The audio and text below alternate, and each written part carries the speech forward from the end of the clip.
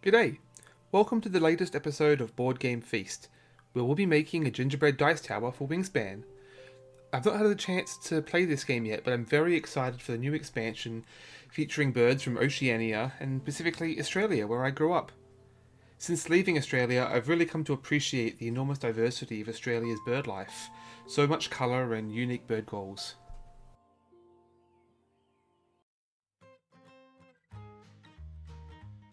So we're going to start by creating our templates. You can use parchment paper or cardboard, anything that you can draw on and cut easily. It's of course easier to use a ruler for this, however you can just use the original dice tower as a stencil. If you're doing it this way, then just ignore the notches on the side, you won't be needing those since we'll be sticking it together with icing. Now I'm actually doubling the dimensions of the original dice tower, partly to account for the dice being able to get through with all the icing clogging it up on the inside, but also double the size means more gingerbread. You of course want the back and sides as separate templates, so we can bake those separately, and remember to label each segment as you go. For those components going on the inside of the dice tower, you actually want to cut off a little bit of length on each side to account for the thickness of the gingerbread itself.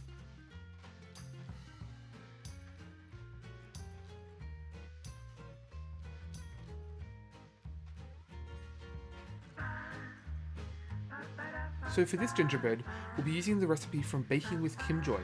I love this one because it's versatile for both soft cookies and strong enough to construct with, plus it has a very strong ginger flavour which I love.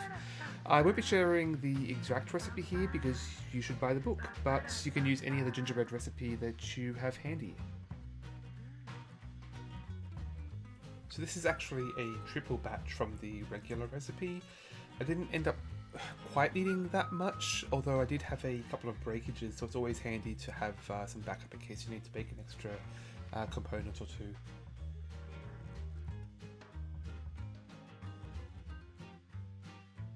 So first we're going to cream the butter and sugar with the molasses.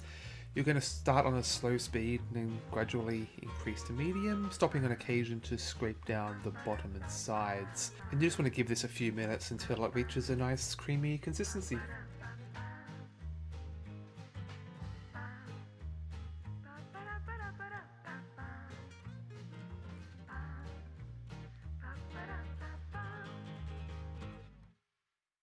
So now we can add our eggs and spices and then gradually add our flour.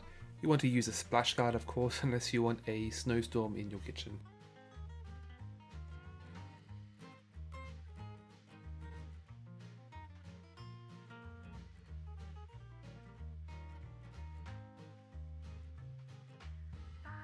So now we can roll out our dough on a well-floured surface. We want about a 1/4 inch thickness, though for the largest slabs, especially the sides, you want probably a little thicker than that, just so it can support the weight. I'm also rolling this out in multiple batches to have enough room to work with.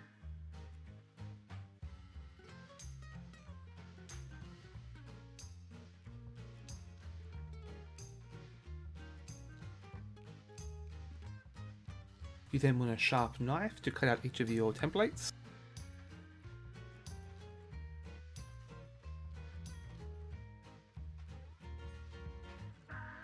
Now to create the wood grain effect on the gingerbread, I have this fondant stamp here. Now I realised after this batch that it's best to press this down on the entire slab of rolled gingerbread before cutting out the shapes, just so it doesn't distort the shapes when you press down on it. You want to press down firmly, but not too hard so that you don't end up with an uneven surface. You then want to chill these cookies in the fridge for half an hour before going into the oven at 170 degrees Celsius for 9 or 10 minutes. Now to highlight the effect of the wood grain, I tried making a sort of varnish with just a little bit of water, some brown food dye and a little bit of corn syrup just to thicken it up and give it a bit of a sheen. Those of you familiar with miniature painting, this is basically the same effect as a wash. Now for our royal icing, it's going to hold the whole thing together. We just need icing sugar and either egg whites or some meringue powder with a little bit of water. Now I'm using meringue powder here. You only need a few tablespoons of water. And you only want to add one at a time until you get the right consistency. Now at this point we want a pretty thick consistency, just enough water that it stops clumping up. You can always thin out the rest later for any flooding that you want to do with the decorating.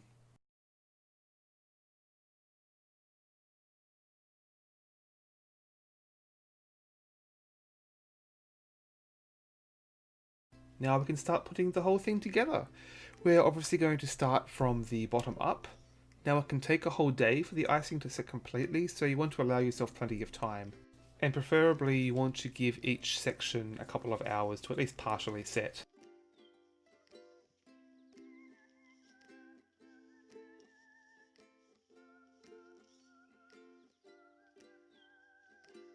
Now of course you want to do a dry run with each piece, just to make sure you don't need to trim anything off the sides. If it comes up a little short, you can usually make up for that by just layering on some icing.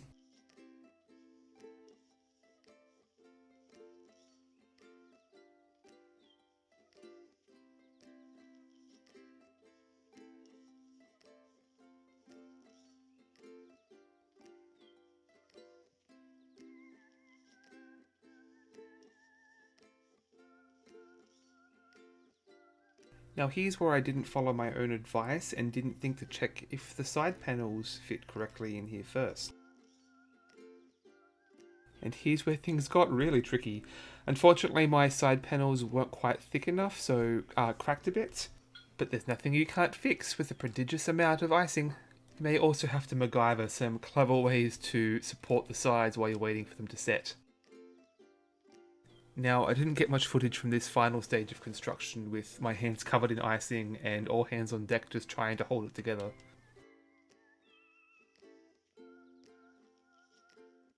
Now, once you've given it plenty of time to set, you can then use the rest of your icing with a bit of green food dye for some decorative flourishes. This is especially useful to cover up any cracks or defects you have in your construction. But you can also have some fun with various decorating tips to add some grass or mould or whatever you like. I used a dry sponge to create the mossy effect you see here.